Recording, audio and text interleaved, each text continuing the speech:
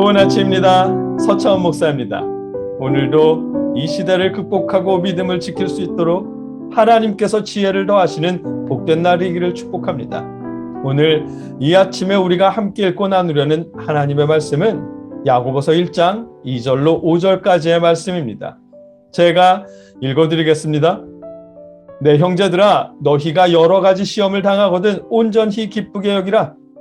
이는 너희 믿음의 시련이 인내를 만들어내는 줄 너희가 알미라. 인내를 온전히 이루라. 이는 너희로 온전하고 구비하여 조금도 부족함이 없게 하려 함이라.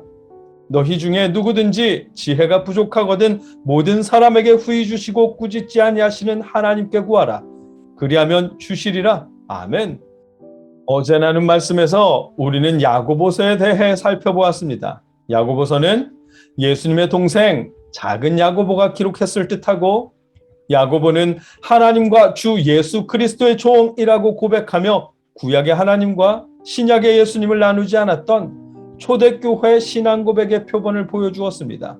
그리고 야고보서는 예수님을 메시아로 믿고 구주로 고백하는 모든 믿는 사람들, 곧 흩어진 12지파에게 쓰신 편지인 것을 알게 하셨습니다.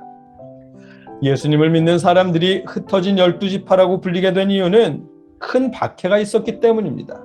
사도행전 8장 1절입니다. 사울은 그가 죽임당함을 마땅히 여기더라. 그날에 예루살렘에 있는 교회에 큰 박해가 있어 사도 외에는 다 유대와 사마리아 모든 땅으로 흩어지니라. 아멘.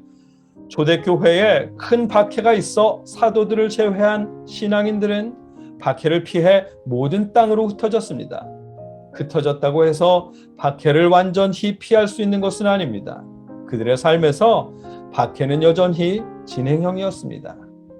우리가 야고보서를 읽을 때 기본적으로 전제해야 하는 시대적 상황입니다. 야고보서는 박해를 피해 흩어진 형제들에게 이렇게 말씀하십니다. 내 형제들아, 너희가 여러 가지 시험을 당하거든 온전히 기쁘게 여기라. 아멘. 시험을 만날 때 온전히 기쁘게 여기라고 말씀하십니다. 우리말 성경이나 몇몇 영어 성경의 시작은 내 형제여라는 부름으로 시작하지만 헬라어 원어 성경은 파산카란이라고 시작합니다. 파산이라는 말은 온전히, 완전히, 순전히라는 의미고, 카란은 기뻐하라는 뜻입니다. 그래서 직역하면 완전히 기뻐하라 형제들이여, 이렇게 시작하는 말입니다. 어느 때 기뻐해야 하는지 생각하기 전에 박해를 피해 흩어진 형제들은 먼저 온전히 기뻐해야 한다는 것입니다. 시험을 당할 때라고 예외는 아닙니다. 그래서 여러 가지 시험을 당하거든 이라는 말씀으로 시험을 당할 때조차 온전히 기뻐하라고 말씀하시는 것입니다. 여기서 시험이라고 번역된 단어는 유혹이라는 뜻을 가진 페이라스모스입니다. 유혹이라는 뜻뿐만 아니라 테스트라는 의미도 있고 경험이라는 의미도 담겨있는 단어이지만, 오늘 본문에서는 믿음을 버리도록 유혹하는 모든 상황을 의미하며 말씀하시는 것입니다. 특히 야고보서 상황이니만큼 박해받는 상황을 의미하는 것입니다. 야고보서는 믿음을 지키기 위해 받는 박해를 포함해서 하나님이 함께 하시고 하나님이 도우실 것이라는 믿음과 하나님 나라에 대한 소망을 버리도록 유혹하는 모든 상황을 만났을 때조차 온전히 기뻐해야 한다고 말씀하시는 것입니다. 시험을 만나도 기뻐해야 하는 이유는 3절과 4절에 있습니다. 이는 너희 믿음의 시련이 인내를 만들어내는 줄 너희가 알미라. 인내를 온전히 이루라. 이는 너희로 온전하고 구비하여 조금도 부족함이 없게 하려 함이라. 아멘. 시험을 만날 때 기뻐할 수 있는 이유는 시험을 통해 인내를 배우고, 인내를 온전히 배워서 하나님 앞에 온전하고 부족함 없는 사람이 될 수 있기 때문이라고 하십니다. 시험을 다 이겨냈을 때 온전한 사람이 될 수 있으므로 기뻐하라고 말씀하시는 것입니다.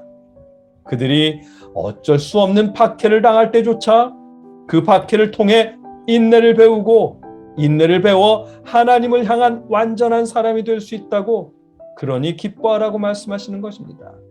말씀만 들으면 아멘 할 수 있을 것 같은데 사람의 의지만으로 그럴 수 없음을 하나님도 아십니다. 그래서 5절 말씀을 해주십니다. 너희 중에 누구든지 지혜가 부족하거든 모든 사람에게 후히 주시고 꾸짖지 아니하시는 하나님께 구하라. 그리하면 주시리라. 아멘. 이 말씀에서의 지혜는 삶의 지혜를 말하는 것이 아니라 시험을 당할 때 믿음을 저버리지 않고 인내로 감당할 수 있는 지혜를 의미합니다. 겪고 싶지 않은 시험을 당할 때 그 시험을 긍정적으로 바라볼 수 있는 지혜, 시험을 이기고 받게 될 상을 바라보는 지혜, 그 시험을 능히 이겨낼 수 있는 지혜를 하나님께 구하라고 말씀하시는 것입니다. 기도를 통해 그 시험과 시련을 감당할 수 있는 지혜를 구하라고 하나님께서 반드시 주신다고 약속하는 말씀입니다. 오늘 본문의 내용입니다.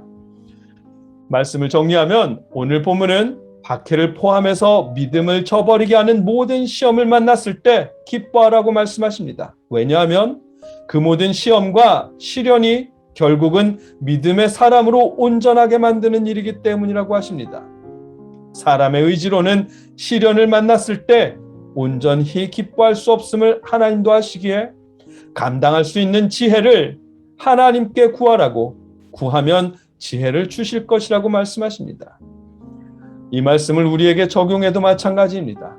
뉴스를 보다 보면 1년 넘게 계속되는 사회적 거리두기로 인해 경제가 어려워지고 버티다 못해 스스로 삶을 달리하는 분들이 많다고 합니다. 그런 소식을 들을 때면 정말 마음이 아픕니다. 그러나 여러분 가운데도 혹시 극단적인 선택을 하도록 궁지에 몰리는 분들이 계시다면 경제적인 어려움뿐만 아니더라도 건강이나 혹은 시험, 취업, 채울 수 없는 외로움 때문에 궁지에 몰렸더라도 하나님께 지혜를 구하십시오.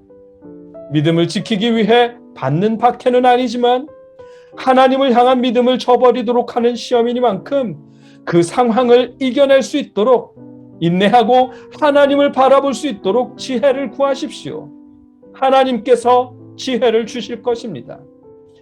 하나님을 향한 믿음을 지키고 함께 하시는 하나님을 기대하며 시험과 시련을 이겨낼 수 있도록 하나님께서 여러분에게 지혜를 주실 것입니다. 힘내십시오. 기도하십시오. 여러분과 제가 어려운 상황을 만났을 때 그 상황을 기쁨으로 감당할 수 있도록, 기꺼이 극복할 수 있도록 하나님께서 지혜를 더하시기를 주님의 이름으로 축복합니다.